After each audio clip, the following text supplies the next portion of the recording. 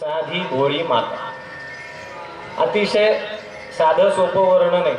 आई साहेबांनी खूप लौकिक शिक्षण घेतलं होतं का हो? काहीच शिक्षण नाही. तसं बघायला गेलं तर शाळेतही गेलेलं नव्हतं. आपण सगळेजण त्यांच्या समोर नतमस्तक आहोत. आध्यात्मिक क्षेत्रामध्ये जी सगळ्यात मोठी साधना मानली जाते निर्विकल्प समाधीची, ती चरित्रात आपण पुढे पाहणारच आहोत. आई साहेबांनी कशी प्राप्त केली. म्हणजे लौकिक शिक्षण काहीच नाही.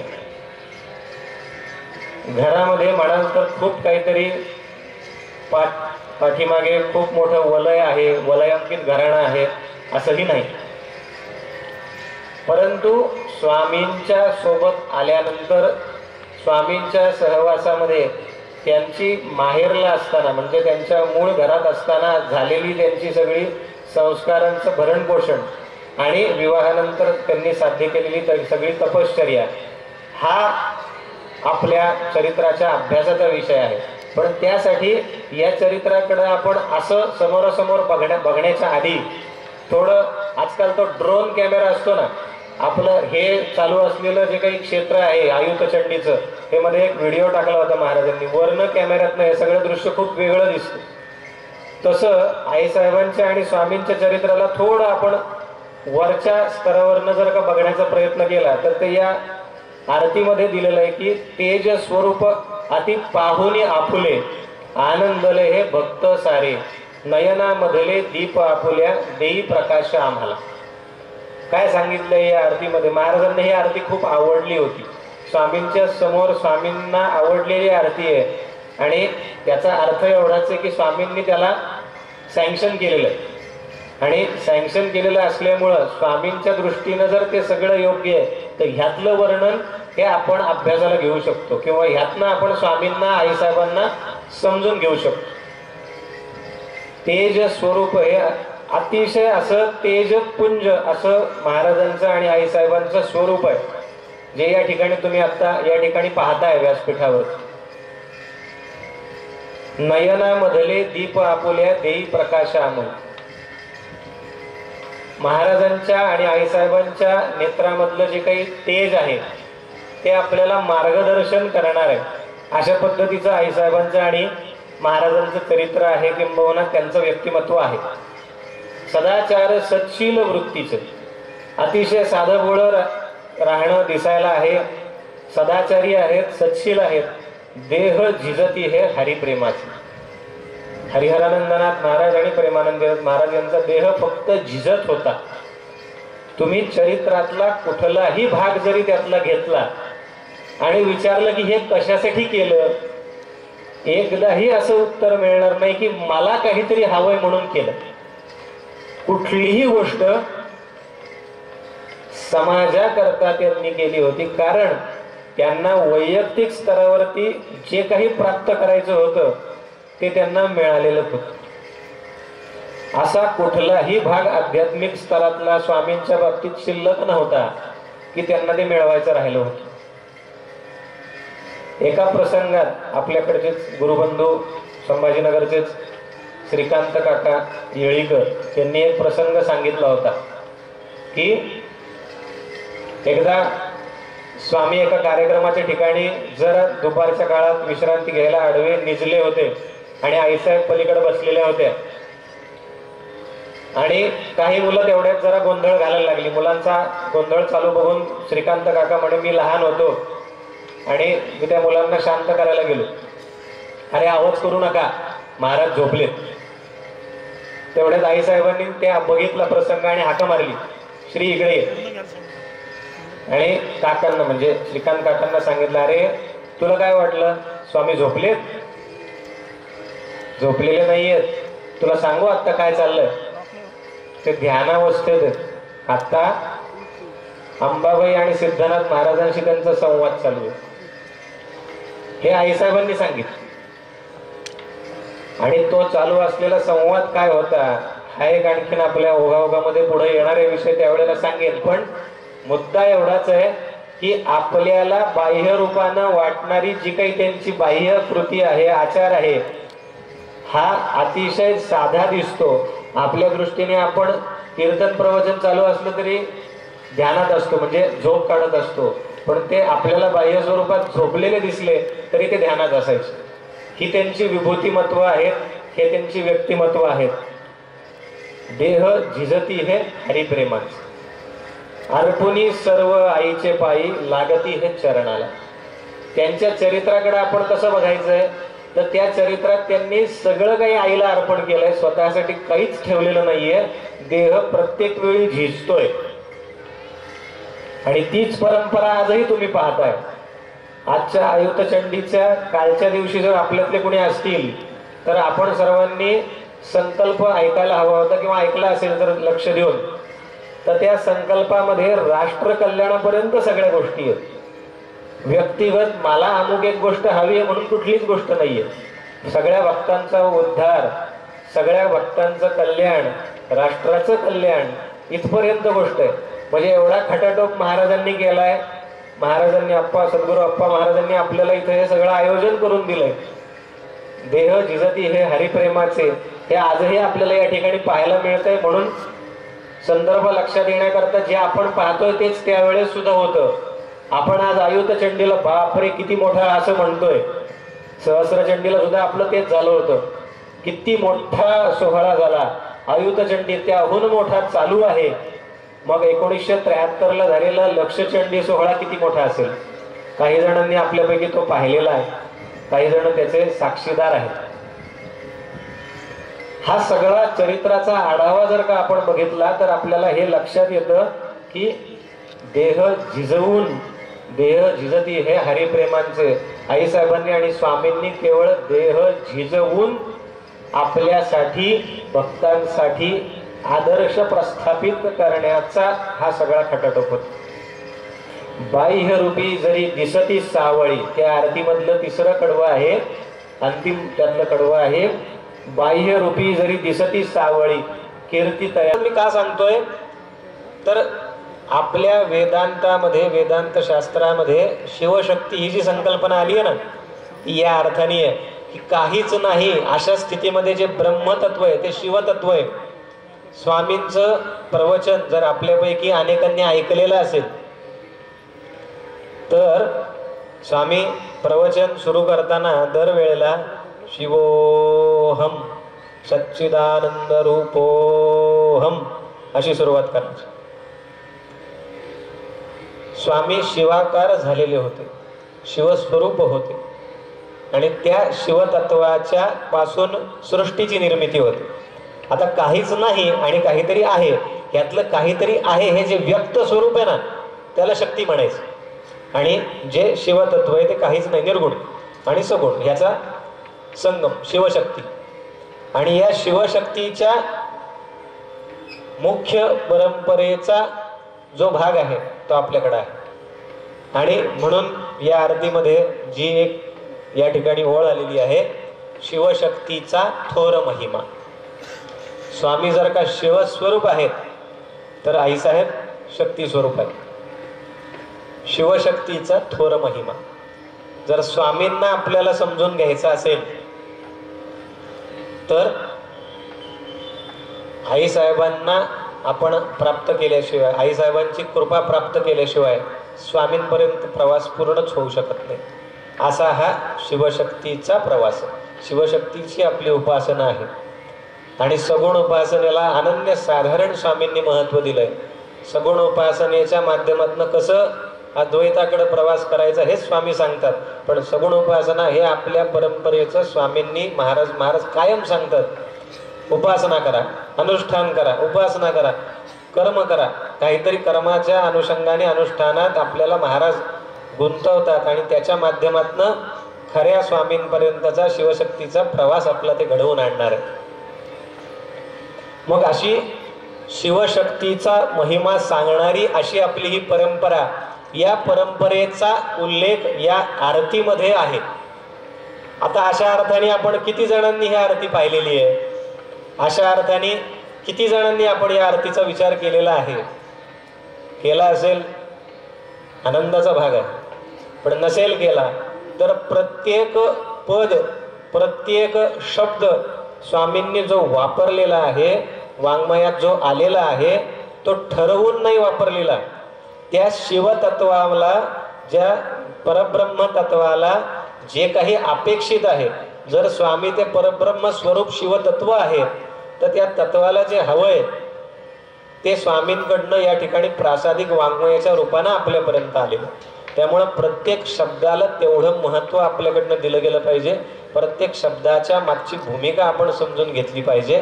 तर स्वामी आणि आईसाहेब आपल्याला काही अंशाने थोडे थोडे आपल्यासमोर प्रगट स्वरूपात येऊ शकतील.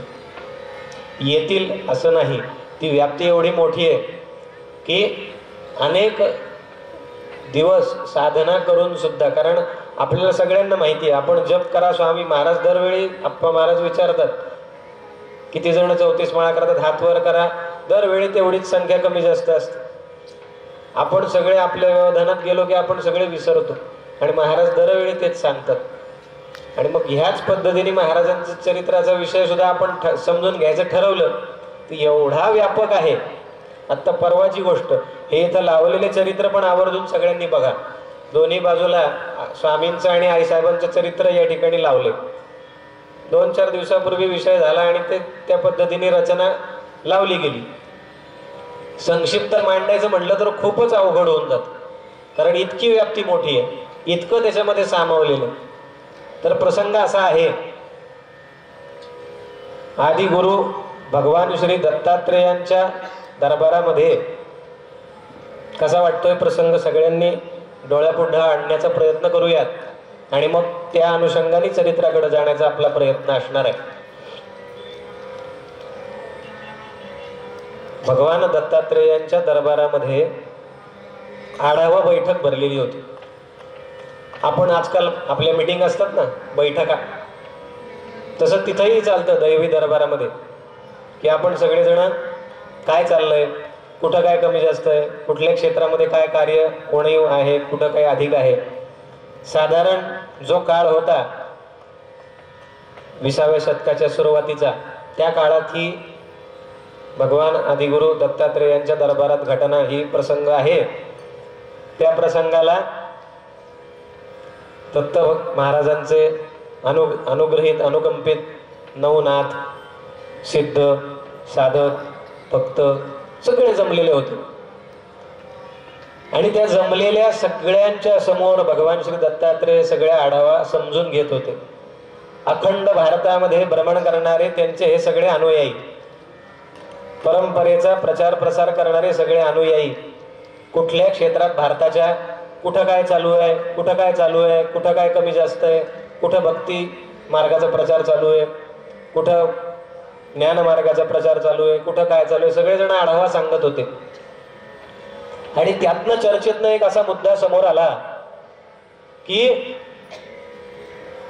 त्या काळामध्ये, सांप्रत काळ जो चालू होता त्यावेळेला अनेक प्रसंग जनमानसामध्ये ही सगळी मंडळी फिरत होती. फिरताना त्यांना असं तिथं जाणवलं की परमार्थ किंवा अध्यात्म म्हटलं की सगळेजण म्हणतात तो साधूंचा विषय, आपला नाही. म्हणजे आजही तसंच आहे, पण त्यावेळेला प्रकर्षाने हा मुद्दा चर्चेला आला की अध्यात्म ते संन्यासांचा विषय, ब्रह्मचार्यांचा विषय, गृहस्थ धर्मीय म्हणल्यावर माझा काही संबंध नाही, त्यांना मी नमस्कार करायचा, त्यांनी आशीर्वाद द्यायचा आणि आम्ही गृहस्थ चालवायचं. दत्त महाराजांनी तो मुद्दा नमूद केला. आवर्जून सगळ्यांसमोर त्यांनी हा मुद्दा अधोरेखित केला आणि सगळ्यांसमोर ही मांडणी केली की संसारामध्ये राहून आपल्याला परमार्थ साध्य करता येतो, याचा आदर्श समाजामध्ये प्रस्थापित करण्याची गरज आहे. समाजाला आज कुठली गरज आहे हे आपल्याला सांगायची गरज नाहीये देवाला, कारण देवाची सृष्टी आहे, त्यांनीच निर्माण केलेलं सगळं जग आहे, सृष्टी आहे, त्यामुळे त्याचं लक्ष असतं. हा विषय त्यांच्यापर्यंत पोहोचला. आपण समजा या ठिकाणी बसलेलो आहोत, सभा मंडपाच्या उजव्या बाजूच्या कोपऱ्यात कुठंतरी काहीतरी चालू आहे, तर आपल्याला असं वाटतं की महाराजांना कळत नाहीये, पण कुठं काय चालू आहे हे कुठेही बसले महाराज तरी त्यांना माहिती असते. विषय त्यांच्यापर्यंत बरोबर पोहोचतो. अगदी याच पद्धतीने या पूर्ण सृष्टीच्या पसाऱ्यात कुठं काय चालू आहे ते भगवंतापर्यंत जातं. आणि भगवान आदिगुरु दत्तात्रय म्हणल्यावरती काही विषयच नाही.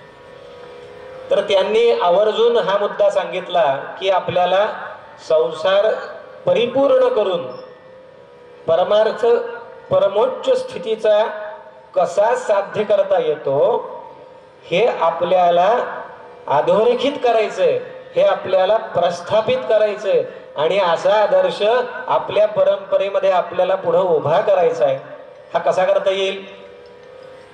गृहस्थ धर्म चालवायचा आहे, कुळ परंपरा सगळ्यांची साध्य झाली पाहिजे. मग कुळाचा धर्म, कुळधर्म, कुलाचार हा साध्य करून परमार्थ परमोच्च स्थितीचा कसा करता येईल? आई भगवती जगदंबा या ठिकाणी आपल्याला विचारात घ्यावी लागते. दत्त महाराजांनी सर्वांच्या समोर हा प्रस्ताव आणि आदेश त्यांच्या भाषेमध्ये दिला की आपल्याला आता माग चर्चा झाल्यानुसार गृहस्थ धर्म प्रस्थापित करून गृहस्थाश्रमातून परमार्थ कसा साध्य होईल अशा पद्धतीचा एक आदर्श प्रस्थापित करण्याचं कार्य अंश रूपानं अवतार या ठिकाणी पुढचा होईल, त्याच्या माध्यमातून प्रस्थापित करण्याचा काळ आलेला आहे. आणि ते सगळं चलनवलन त्या काळामध्ये घडवून आणण्याची जबाबदारी आपल्यापैकी कोणाकडे आहे असं म्हटल्यावर त्या ठिकाणी परमपूजनीय प्रातस्मरणीय सद्गुरु सिद्धनाथ महाराज त्या सिद्धांपैकी त्या ठिकाणी उपस्थित होते. आणि सद्गुरु दत्तात्रेय भगवंतांनी त्यांना आदेश या पद्धतीने दिला आणि सिद्धनाथ महाराजांनी ती आज्ञा स्वीकारली. आणि त्यांनी दत्त महाराजांना हे सांगितलं की आपल्या नियोजनाप्रमाणे तो अवतार लवकरच होईल ही व्यवस्था झालेली आहे. तो अवतार कुठल्या कुळात होणार आहे? ओम भट यांचं ते कुळ सोनई या ग्रामात राहणार आहे. 7 पिढ्यांचं त्या ठिकाणी त्यांना शेषाच्या शापामुळं पुत्र प्राप्ती नव्हती. पण त्या पुत्र प्राप्ती नसल्याच्या आपल्याकडे बघा, आपण अडचण म्हणून पाहतो सगळे विषय. मुद्दा कसा आहे लक्षात घ्या. आपल्याकडे एखादी अडचण असली संसारात, अपत्य नाही, विवाह होत नाही, इथे स्वामींचा जन्म या पद्धतीने व्हावा, स्वामींच्या जन्माचं आख्यान या पद्धतीने आपण लक्षात घेतलं पाहिजे की स्वामींचा जन्म व्हावा त्यासाठी जी कुळामध्ये शुद्धता असावी ती परमपूजनीय ओम भटांपासून 17व्या शतकातले तुकाराम महाराजांच्या समकालीन 7 पिढ्या कुळ उद्धार होईल याकरता अश्वत्थाची सेवा, कुलदेवतेची सेवा आणि त्र्यंबकेश्वराची सेवा, एक प्रकारे नाथ परंपरेची सेवा त्या ठिकाणी घडली गेली. आणि त्या सगळ्याचा परिपाक म्हणून आता 7व्या पिढीमध्ये परमपूजनीय कृष्णानंद स्वामी आणि द्वारकाबाई यांच्या उदरी त्यांचं अपत्य म्हणून प्रत्यक्ष अवतार या ठिकाणी कार्तिक वद्य पंचमी इसवी सन 1918 या दिवशी झाला. राजाधिराज योगीराज हंसतीर्थ स्वामी महाराज की जय. आता सिद्धनाथ महाराज, आपण दत्तात्रय भगवानांनी सिद्धनाथ महाराजांना आता आज्ञा दिलेली आहे, त्यामुळे सिद्धनाथ महाराज या पूर्ण गोष्टीवर व्यवस्थेवर लक्ष ठेवून होते. त्यांचं नामकरण हरी अशा पद्धतीने झालं. आपला चरित्र भाग आईसाहेबांचा बघायचा आहे, त्यामुळे स्वामींचं चरित्र थोडस आपल्याला पटापट पुढे न्यावं लागतं. महाराजांच्या जन्मानंतर योग्य वेळी त्यांना ध्यानाचा अनुभव यायला लागला. योग्य वेळी महाराजांना मार्गदर्शन अशा पद्धतीने कृष्णानंद स्वामींच्या माध्यमातून होऊ लागलं. 108 गुरुचरित्राची पारायण त्यांची झाली. त्यांच्याकडनं हनुमंताचं एक अनुष्ठान झालं. प्रत्यक्ष दत्तात्रय भगवंतांनी त्यांना दर्शन दिलं, हनुमंतांनी अनुभव दिला. वेगवेगळ्या प्रकारे महाराज बाह्य रूपाने अवलिया अशा पद्धतीने त्यांचं आचरण वाटावं असं होतं. लौकिक अर्थाने कृष्णानंद स्वामींना पिता म्हणून काही वेळाला काळजीही वाटली असं चरित्रामध्ये नमूद केलेलं आहे. पण त्या काळजीवरती उपाय म्हणून महाराजांनी जे जे त्यांच्यासमोर विषय आले त्या त्या पद्धतीने स्वामींकडनं वेगवेगळं अनुष्ठान करून घ्यायला सुरुवात केली. आणि ती अनुष्ठानाची सेवा इतक्या उच्च स्तराला गेली. सगुण उपासना बालाजी मंदिरात नगरमध्ये स्वामी आता करू लागले. त्यांचं चिंतन आतमध्ये इतक्या प्रखर प्रकारे होऊ लागलं की अध्यात्माच्या सगळ्यात उच्च स्तराचा अनुभव त्यांच्यापर्यंत यायला लागला. सद्गुरु या स्तरावरती कुणीतरी असल्याशिवाय आपलं उरलेलं काय कार्य आहे या जन्माचं, कशासाठी आपण जन्माला आलोय हे कळणार नाही असं त्यांच्या लक्षात येत होतं. पण सद्गुरूंची प्राप्ती व्हावी अशी तळमळ पण सुरू झालेली होती. पण प्रत्यक्ष सद्गुरूंची अनुभूती अजून यायची होती. सिद्धनाथ महाराज याच प्रसंगाची वाट पाहत होते. योगायोगानं योगी हा दुर्लभ आपण जे युट्यूबच्या माध्यमातून चरित्राचं चिंतन करतो आहोत त्याच्यातही येत्या 15 दिवसांनी जी एकादशी आहे त्या एकादशीला हाच प्रसंग आपल्या समोर येणार आहे की नगरच्या बालाजी मंदिरामध्ये अतिशय उत्कट अशा अवस्थेमध्ये महाराज त्या ठिकाणी बसलेले होते. आणि त्यांचा तो भाव असा आत्मधनं येत होता की मला सद्गुरूंचं दर्शन झालंच पाहिजे. सद्गुरु बैसुनी अंतरी घडवितसे सर्व काही. वास्तविक सद्गुरु वेगळ्या ठिकाणी नाहीच आहे, ते तुमच्या आतमध्येच आहेत. पण तुमची त्यांच्याशी ओळख होण्यासाठी तो भाव तयार झाला पाहिजे. आणि महाराजांचा तो भाव तयार झाला. आणि रथसप्तमीच्या पुण्यपर्व काळी त्या खिस्त गल्लीमधल्या त्या बालाजी मंदिराच्या त्या गच्चीवर सायंकाळच्या वेळेमध्ये अतिशय रम्य अशा संध्याकाळी ध्यानावस्थेमध्ये असताना परमपूज्य महाराजांना प्रत्यक्ष सद्गुरु सिद्धनाथ महाराजांनी सगुण स्वरूपात दर्शन दिलं. सद्गुरु सिद्धनाथ महाराज की जय. आणि त्या दर्शनामध्ये एक प्रकारे तुझं कार्य काय आहे, कशा करता तुला आता या ठिकाणी तू आलेला आहेस असं सांगून त्यांना मंत्र दीक्षा त्या ठिकाणी मिळाली. सद्गुरुनाथांचा आदेश झाला, आता पुढचा प्रवास सुरू करणार. तोच घरामध्ये चर्चा सुरू झाली की आता योग्य वय आहे, अध्यात्माच्या नादी लागला तर ह्याचं काही खरं नाही, याला गृहस्थाश्रमात अडकवला पाहिजे आणि आता याचं लग्न झालं पाहिजे. हरी या नावाने महाराजांना घरात त्या सगळेजण संबोधन करायचे. आणि सगळेच जण तो आग्रह करायला लागले. आणि योगायोगाने आत्ता कुठे परमार्थाच्या मुख्य प्रवासाला सुरुवात झाली. सद्गुरूंनी दर्शन दिलंय आणि त्याच वेळी विवाहाचा विषय समोर आलाय. बंधन एकदम वेगळंच समोर आलंय. अशा प्रसंगाला स्वामींनी त्या ठिकाणी कृष्णानंद स्वामींशी जो संवाद केला तो अतिशय सुंदर आहे. कृष्णानंद स्वामींनी महाराजांना गृहस्थाश्रमाचं महत्व सांगितलंय, आपलं कार्य काय आहे ते सांगितलं. सिद्धनाथ महाराजांची आज्ञा घ्यायला सांगितली. सिद्धनाथ महाराजांनी प्रत्यक्ष हा विषय या ठिकाणी सांगितला.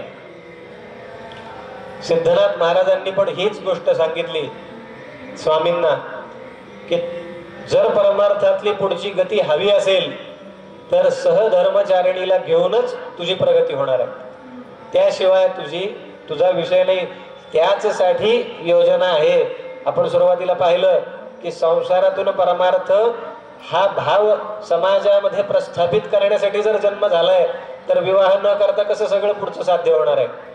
आणि याचसाठी महाराजांनी त्या ठिकाणी त्यांना दाखला दिला आणि सांगितलं की आता आपल्याला भागवत ग्रंथामध्ये तू अभ्यास केलायस, वेगवेगळे प्रसंग तू साध्य केलेस, तू वाचलेलं आहे, सगळं तुला माहिती आहे. पण आता तुला ते जगायचंय आणि त्या पद्धतीने विवाह केल्याशिवाय काही तुला हे सगळं साध्य होणार नाही. अशा प्रकारे हा जो संत कुळ स्वामींच्या कुळाचा स्मरण करण्याचा जो काही अध्याय आहे तो आपण या ठिकाणी पहिला अध्याय या प्रेमामृत साधनेमध्ये आहे. प्रेमामृत साधनेमधला संत कुळ स्मरण अध्याय, त्या अध्यायाचा आढावा आपण आता थोडक्यात जो पाहिला त्यातले काही ओव्या आवर्जून आपल्या समोर मांडतो की ज्या आधी म्हटलं तसं की आपण आरती अनेकदा म्हणतो पण त्या आरती मागचा भाव आपण लक्षात घेतला पाहिजे. तसं चरित्र ग्रंथ पारायण आपण जरी केलं तरी पारायणाला का बसायचं, पारायणाची आवृत्ती का करायची. सुरुवातीला आपण एक विषय पाहिला, मी रोज हा विषय पुन्हा पुन्हा येईल असं पाहणार आहे कारण हा महत्वाचा बिंदू आहे. वेगवेगळ्या पद्धतीने महाराजांकडून जे काही समजलंय ते तुमच्या समोर ठेवण्याचा प्रयत्न करणार आहे. आपण सुरुवातीला शिवशक्तीचा महिमा पाहताना बघितलं की सृष्टी कशी निर्माण झाली आहे, काहीच नाही अशा स्थितीतून काहीतरी आहे अशा स्थितीमध्ये निर्माण होताना आकाश तत्व सगळ्यात आधी निर्माण झालं आणि त्या प्रत्येक महाभूताची निर्मिती झाली. तर आकाश महाभूतातून पुढचे महाभूत निर्माण होताना प्रत्येक महाभूताचा स्वतःचा असा एक गुणधर्म असतो. आकाशाचा शब्द नावाचा एक गुण आहे, तसा वायूचा स्पर्श आहे, अग्नीचा रूप आहे, आपाचा रस आहे, पृथ्वीचा गंध. तसं का सांगतोय हे मी, तर आकाश महाभूतामध्ये शब्द नावाचा गुणधर्म आहे. सृष्टी निर्माण झाल्याबरोबर आकाश तत्व निर्माण झाले म्हणजे शब्दाची निर्मिती झाली आहे सुरुवातीला. आणि म्हणून एकाक्षर ब्रह्म कशाला म्हणतात आपल्याकडं, ओंकाराला. शब्द ब्रह्म कशाला म्हणतात, ओंकाराला. त्यामुळे ओंकार हे सृष्टीच्या मुळाशी आहे असं सांगितलं जातं आणि शिवशक्ती हेच ओंकार रूप आहेत असं सांगितलं जातं. तर अशा पद्धतीनं ज्या शब्दाला तुम्ही स्मरण कराल, जगदंब जगदंब, ते परब्रह्माच्या अगदी जवळ असलेलं तत्व म्हणजे शब्द आहे. कारण आकाशाच्या पलीकडे परब्रह्म तत्व आहे आणि आकाश हा शब्द रूपाने आपल्या जवळ आहे. त्याच्यामुळे नामस्मरण म्हणजे याचं अगदी उदाहरण द्यायचं झालं तर एखाद्या बाटलीमध्ये पाणी आहे, थंड पाणी असेल तर ना त्या पाण्याला बाटलीला नुसतं हात लावला तरी आतला थंड स्पर्श आपल्याला बाहेर जाणवतो. तसं त्या नामाच्या पलीकडे जे परब्रह्म तत्व आहे ते त्याला चिकटलेलं आहे. त्याच्यामुळे बाटलीच्या आत गार पाणी असलं तरी ते बाहेरून जाणवू शकतं. तसं ते परब्रह्म तत्व त्या नामाच्या पलीकडे आहे तर ते आपल्याला का नाही जाणवणार. फक्त त्या भावनेनं त्या शुद्ध मनानं आपण त्याचं स्मरण केलं पाहिजे. अशाच पद्धतीनं शब्द या विषयाकडे आपण बघितलं पाहिजे. अशाच पद्धतीनं आपण वेगवेगळ्या प्रकारे या चरित्राकडं बघितलं पाहिजे की चरित्राचं स्मरण का करायचंय. तर त्या चरित्रामध्ये भाव प्रत्येक ठिकाणी आलेला आहे. त्या चरित्रामध्ये प्रत्येक वेळी काही ना काही मोठ्या प्रमाणामध्ये आपल्या समोर विषय स्वामींचा आईसाहेबांचा आलेला आहे. तो समजून घेण्याकरता त्याला काय नेमका स्पर्श आहे, आईसाहेब महाराजांच्या चरित्रातला कुठला गुण घ्यायचा आहे. रामदास स्वामींचं एक वाक्य आहे, दास म्हणे रघुनाथाचा गुण घ्यावा. रामाचं आपण स्मरण करायचं म्हणजे काय, रामाचा गुण घ्यायचा आहे. तसं स्वामींचं स्मरण करायचं म्हणजे काय, आईसाहेबांचं स्मरण करायचं म्हणजे काय, तर आईसाहेबांच्या जन्माकडे किंवा आईसाहेबांच्या चरित्राकडे कदाचित आज आपण जाऊ का नाही आजच्या ह्याच्यात मला माहिती नाही. पण मुख्य का आपण चरित्र ऐकायचंय हा विषय सांगणं फार महत्वाचं आहे. तर चरित्र काय, ते अमुक एक ठिकाणी जन्माला आल्या, अमुक एक ठिकाणी त्यांचा जीवन प्रवास झाला, अमुक एक पद्धतीने त्यांनी साधना केली आणि त्यांनी परमार्थ साध्य केला, असं एका दिवसात सुद्धा चरित्र संपू शकतं. पण मग चरित्र ऐकायचंय, चरित्र समजून घ्यायचंय म्हणजे नक्की काय करायचंय, तर त्या ओव्यांचा अन्वय त्याच्या मागं दडलेला अर्थ आपण जर का जाणून घ्यायचा प्रयत्न केला तर मला असं वाटतं की आपल्याला त्यातनं थोड्याफार गोष्टी समजू शकतील. विघ्नांचे तो करी छेदन, शरण तयासी जाऊ आता, असं गणपती बाप्पाचं स्मरण पोथीच्या सुरुवातीला आहे. बुद्धीसी वळण देई शक्ती, आई हंस वाहिनी तिला म्हणती, असं आई सरस्वती मातेचं स्मरण त्या ठिकाणी आहे. ग्रंथपूर्ती तेच करो जाण, गणपती बाप्पा आणि सरस्वती मातेला स्मरण केलंय. तर या चरित्राचा मुख्य भाग आता जो आपण स्वामींच्या ऐकला त्याच्यामध्ये सद्गुरु सिद्धनाथ वायुरूपे संचरती हरीसी नित्य मार्ग दाविती, साधनेत पुढे सांगती गती, अर्धांगिनी शिवाय होणार नाही. हा मुद्दा की विवाह केलास तरच तुझी प्रगती आहे हे स्वामींना अगदी सांगितलं गेलं आणि विवाहाला आज्ञा दिली. म्हणून आता आज्ञा देती विवाह संस्कार करण्या सांगती, कृष्णानंद स्वामी वधू शोधिती, सुयोग्य मार्गक्रमण होणे. आता विषय आई साहेबांचा इथून पुढे सुरू होतो. संत कुळ चरित्र, ती अकबर बिरबलाची गोष्ट आपण ऐकतो ना. बिरबलाच्या समोर अकबर नेहमी प्रश्न टाकायचे, त्याची परीक्षा घ्यायची. तर त्या कथेमध्ये अशीच एक घटना आपण अनेकांनी ऐकलेली असेल. एकदा असेच शांततेत बसलेले असताना दोघही जण होते पती पत्नी. तर त्या अकबराने विचारलं की आमच्या दोघांपैकी पाय कोणाचे चांगले, हिंदीमध्ये कौन किसके पाव ज्यादा अच्छे है. तेव्हा बिरबलाने खूप चतुरपणे उत्तर दिलं. बादशाहला ते म्हणाले इस पाव से ये पाव अच्छे. दोन प्रकारे अर्थ होतो त्याचा की बादशहापेक्षा हे पाय चांगले असं पण अर्थ होतो, म्हणजे बेगम खुश. पण इस पाव से बादशहाची पत्नी आहे म्हणून ते पाय चांगले.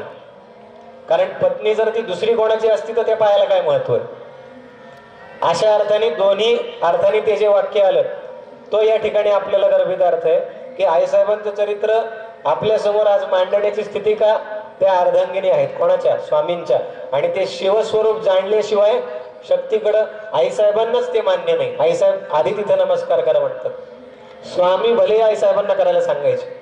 स्वामींच्या चरित्रात तुम्ही बघितलं तर स्वामींनी आईसाहेबांवर ज्या रचना केल्या आहेत, पती भाव विसरून या स्वामी साष्टांग नमस्कार स्वामींनी घातलेल्या आईसाहेबांना, ही स्थिती आईसाहेबांची होती. पण आईसाहेब म्हणायच्या स्वामी म्हणजे प्रत्यक्ष शिव आहेत, त्यांना तुम्ही नमस्कार करा.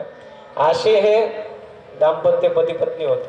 अशा पद्धतीने जर का चरित्राचं चिंतन आपण बघितलं तर हरीची असे परमार्थी वृत्ती, तैसीच असावी स्नुषा प्राप्ती, ऐसी धारणा स्वामींची होती, म्हणून जगदंबेसी प्रार्थिती पहा. हरी हा जाणावा शिवाचा अंश, तया वर्ण्या भगवती अंश, ऐसा असेल कोठील वंश, जाणण्या यत्न स्वामी करीती आता. शिवरूप असे स्वामी जर का आहेत तर त्या स्वामींना तशीच योग्यतेची पत्नी असायला हवी. पण मग ती कुठं मिळेल, परमार्थाची आवड असायला हवी, ती कुठं मिळेल अशी चिंता कृष्णानंद स्वामींना वाटायला लागली. आणि मग ते वधू संशोधन करायला लागले. ते वधू संशोधन हा जोशी घराणं म्हणजे कृष्णानंद स्वामींचं जे घराणं आहे त्या घराण्याच्या अनुषंगाने वधू संशोधनाचा भाग झाला. पण अशीच घटना आता बल्लाळ कुटुंबाच्या अनुषंगाने आपल्याला बघायला हवी. या पहिल्या अध्यायाचं नाव आहे संत कुळ स्मरण. प्रथम अध्यायी हरिवंशा जाणले, संत कुळ हे महान स्मरले, सद्गुरु कृपे प्राप्त केले, स्मरणे पुण्योदय निश्चित होत असे. इति श्री प्रेमामृत साधना ग्रंथे संत कुळ स्मरण नाम प्रथमोध्याय. संत कुळ स्मरण का करायचं तर त्याच्यानं पुण्योदय होणार आहे. आईसाहेबांचं चरित्र, आईसाहेबांच्या चरित्राच्या जन्मशताब्दीच्या निमित्ताने आपण इथे एकत्र येतोय. काय कारण असेल?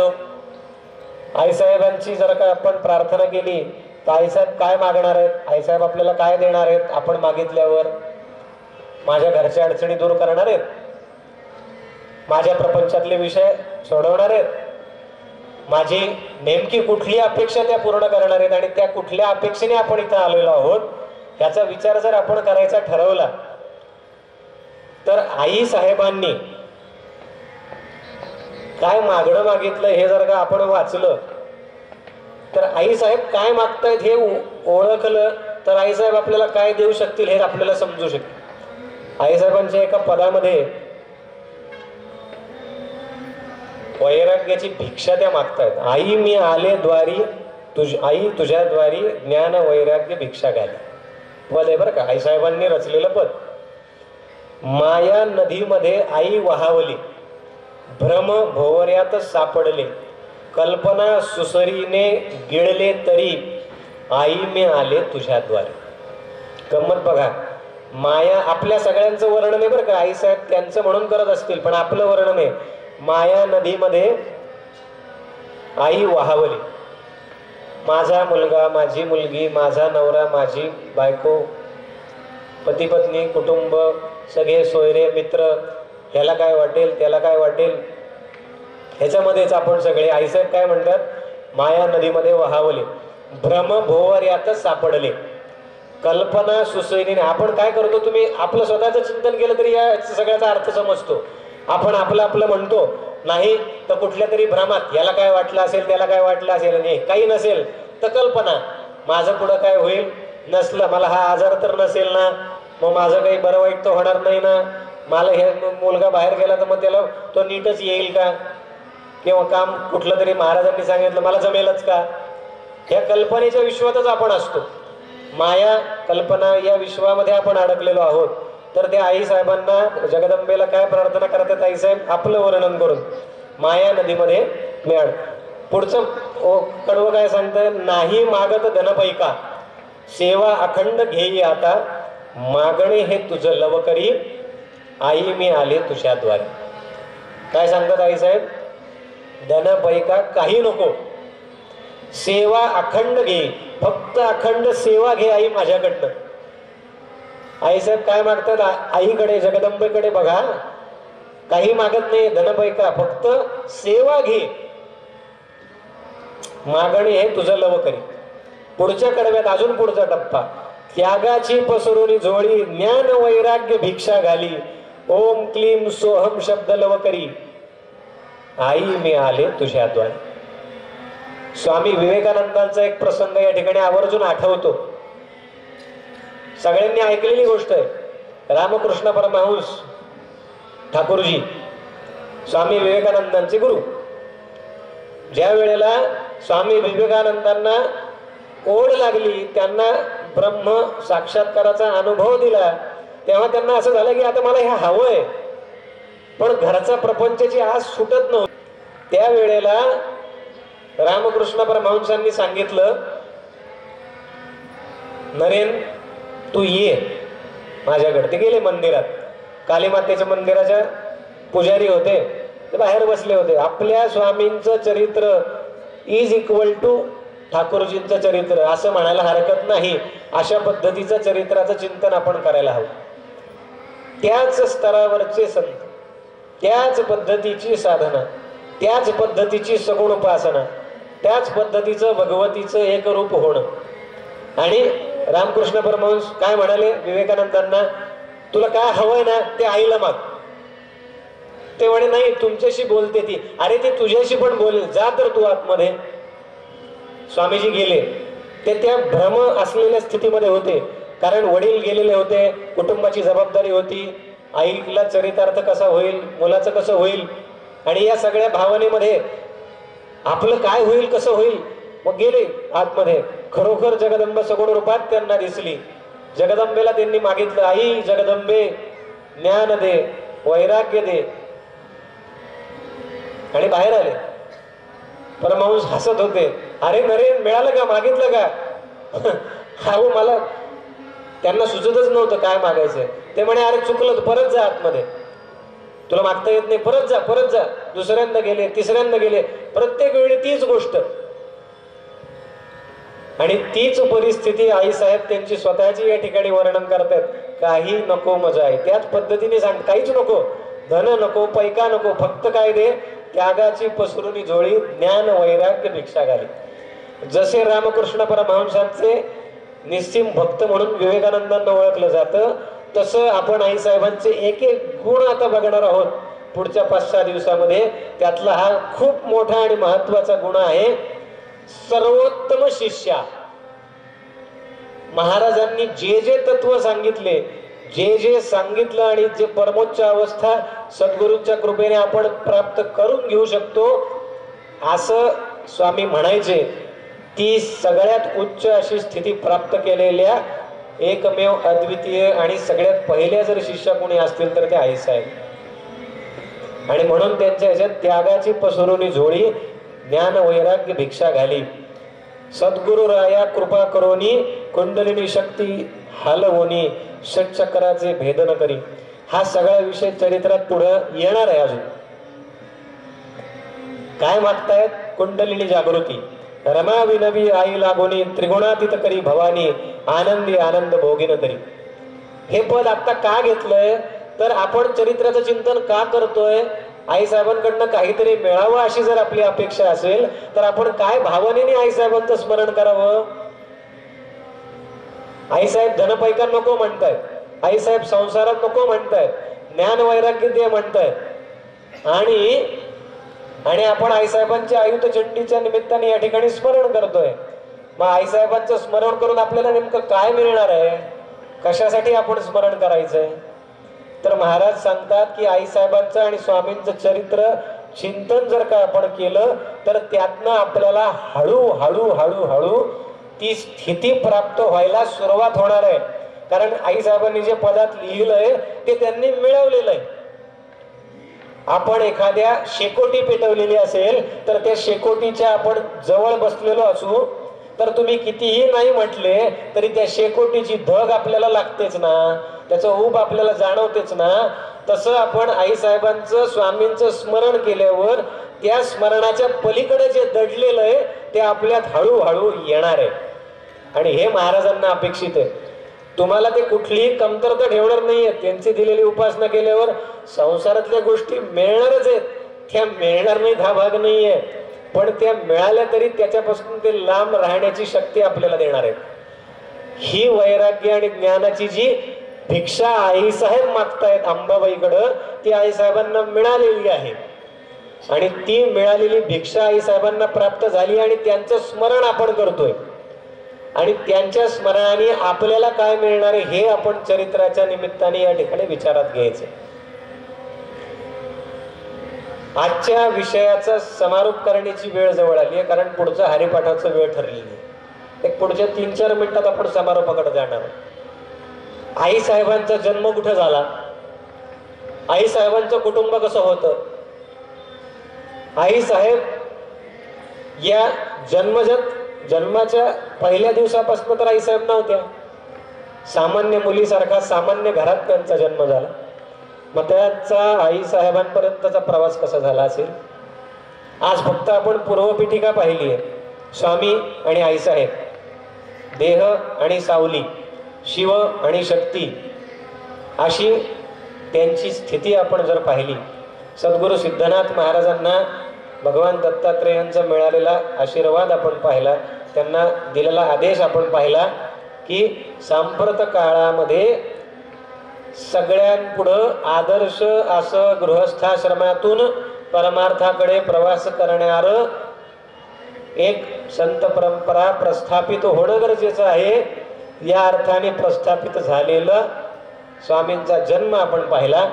त्या जन्माच्या अनुषंगाने स्वामींची साधना थोडक्यात आपण पाहिली. त्यातनं स्वामींना सद्गुरु सिद्धनाथ महाराजांचं दर्शन आपण पाहिलं. आणि आता महाराजांना स्वामींना आज्ञा झाली आहे की आता विवाह बंधनात जायचंय.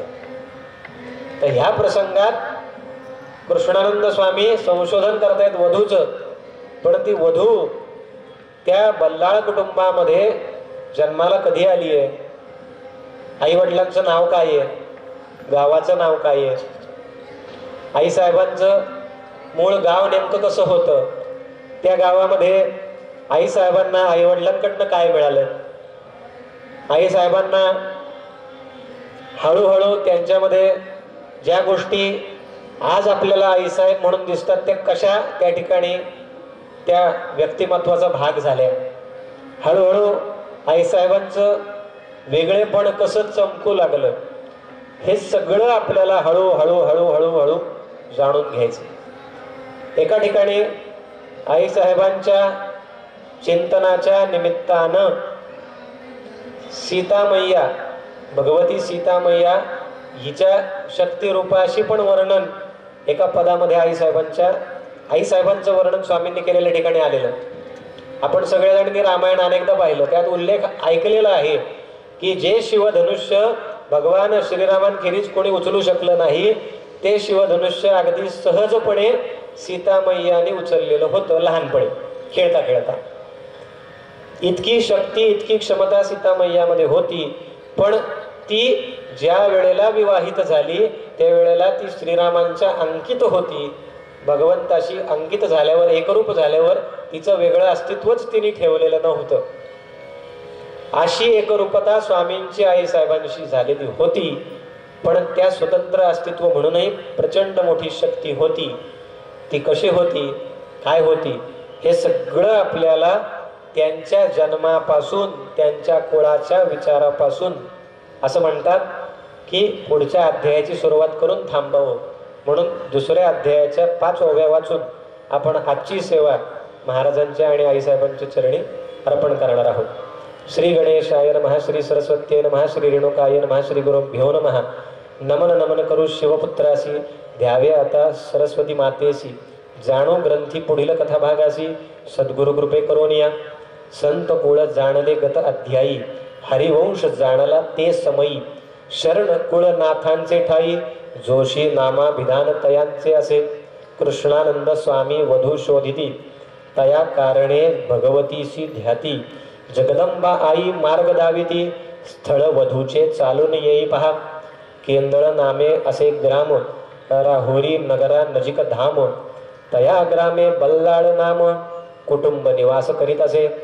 बल्लाळ कुटुंब अत्यंत सात्विक, सकल गणगोत भक्त भाविक. ज्ञान संपन्न ही असती ते आणिक, आईचे कृपे करुनिया. रेणुका माता की जय. सद्गुरु राजाधिराज योगीराज हंसतीर्थ स्वामी महाराज की जय. माता प्रेमानंदीनाथ महाराज की जय. सद्गुरु अप्पा महाराज की जय. गिरिजा माता की जय. अंबरीश महाराज की जय. अनिरुद्ध महाराज की जय.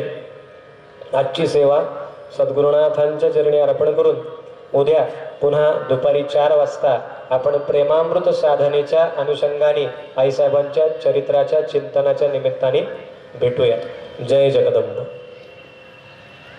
जोरदार टाळ्या एकदा झाल्या पाहिजेत. अतिशय